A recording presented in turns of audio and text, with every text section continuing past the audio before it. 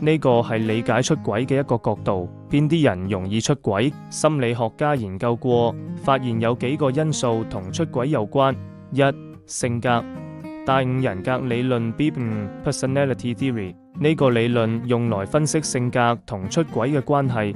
盡責性 Conscientiousness。